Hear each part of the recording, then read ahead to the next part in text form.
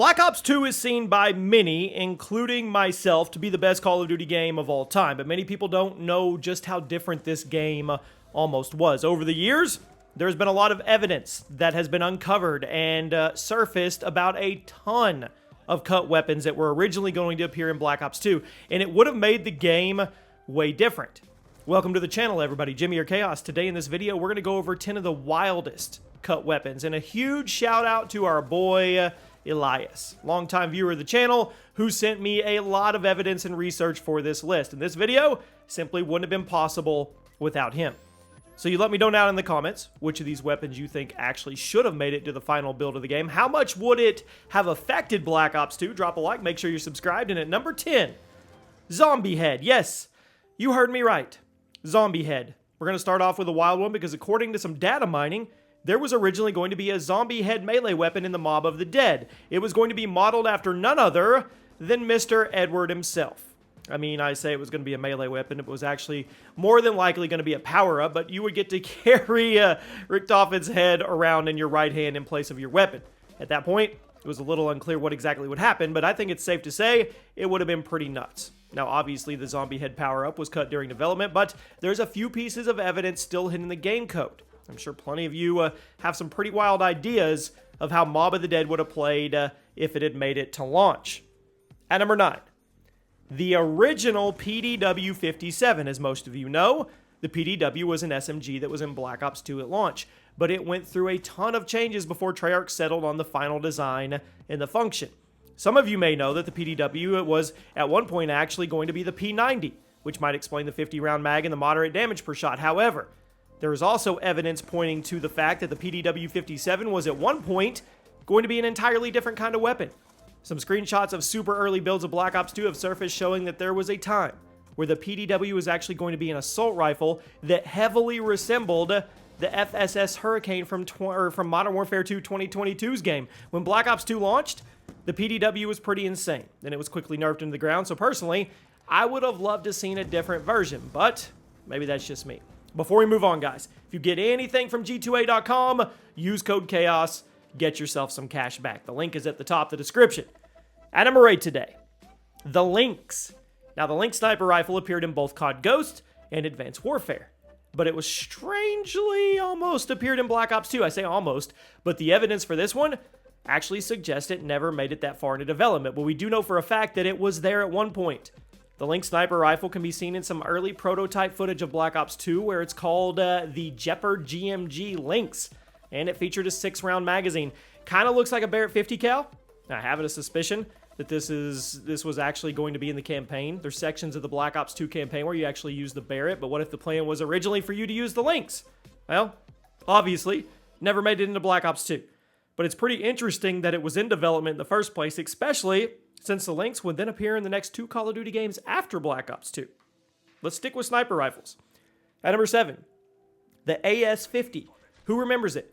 Semi-auto sniper in the original Modern Warfare 3, always kinda super underrated, but according to some prototype screenshots and videos, the AS-50 was gonna appear in Black Ops 2 before getting cut, and reportedly replaced with the XPR-50 instead, which I think was ultimately the right decision.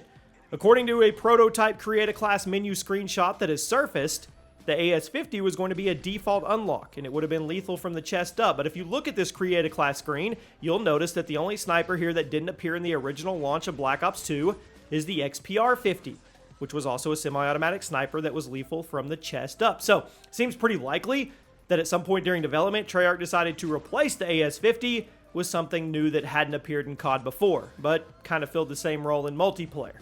The more we know. At number 6, the XM25.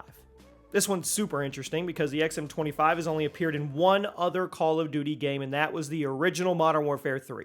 Let me remind you, grenade launcher that could be manually detonated over the target, which made it really hard to use, but it also gave it some pretty insane killing power if you were playing objective modes and knew how to predict where the groups of enemies would be.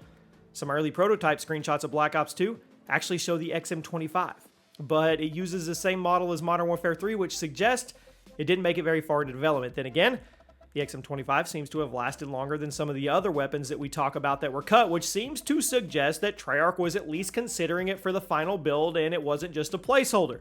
I think the lineup of launchers in Black Ops 2 was pretty well rounded, but honestly, it would have have been a pretty sweet addition. There isn't really anything else in COD history quite like that weapon. Now we arrive at the top 5.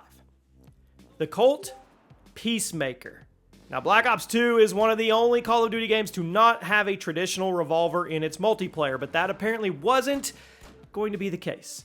The Colt Peacemaker is a huge 6-shot revolver that has been seen in some early Creative Class screenshots, seemingly would have also been in the campaign and zombies modes as well. I always thought it was a little odd that Black Ops 2 had such a wide variety of pistols, but no traditional revolver. Yes, I know, there was the Executioner, but that wasn't traditional. That was a shotgun revolver, and obviously not something more traditional like the Black Ops Python or even the Modern Warfare 2 44 mag. The Colt Peacemaker seemingly would have been that revolver. My guess is Treyarch cut it after seeing how powerful the other pistols were. I mean, the TAC-45 handgun and a 10-round magazine by default, consistent 2-shot kill. Why would they even pick up the Peacemaker? At number 4, the RX4 Storm. This one's intriguing. It was going to be a brand new assault rifle featuring a 20-round mag and a semi-automatic firing mode similar to the FAL OSW and the SMR. Visually, kind of reminds me of the F2000 from Modern Warfare 2 with the super bulky design and kind of weird-looking iron sights. But according to the leaks and the investigations, it would have functioned basically identically to the FAL OSW, which is likely why it was cut from the final build of the game. With the FAL and the SMR in launch, I mean, the weapon lineup going out, probably wasn't much of a reason for a third semi-automatic assault rifle, which is also assuming that the SMR and FAL didn't replace the RX4 before those planning stages. I don't know. It's always interesting, though, when a brand new gun gets completely remodeled like this one and then never sees the light of day. How do you think it would have performed? Would it have been able to stand up to the FAL OSW? Would it have been useless like the SMR? We'll never know. At number 3, the DTSRS.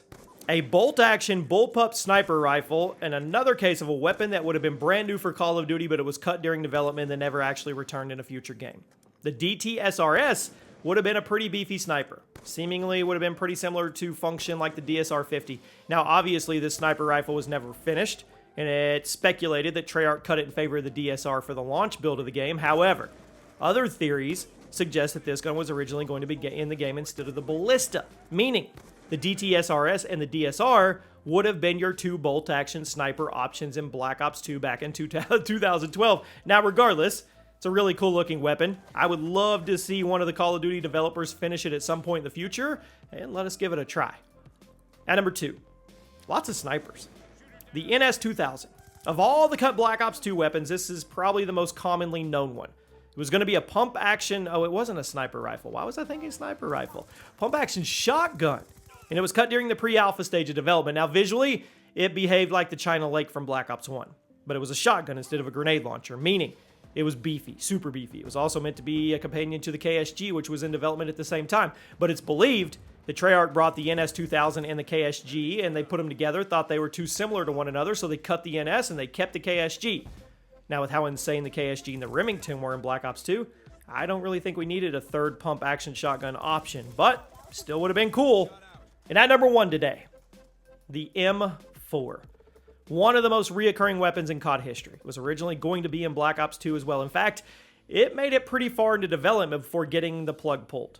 Had a totally unique gun model for Black Ops 2, and according to those who have actually gotten their hands on early development builds of the game, it actually functioned very similar to the COD 4 version of the rifle.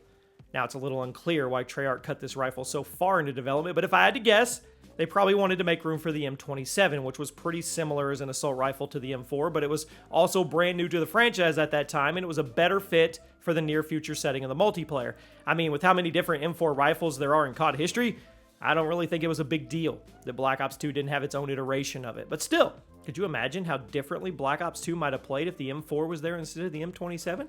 I mean, the M27 became a piece of COD history, so I honestly can't imagine it being replaced with something like the M4, which now shows up in every single Call of Duty game. Let me know your thoughts, guys. I thought this was pretty interesting, and I thought you guys would enjoy. I'll see you soon.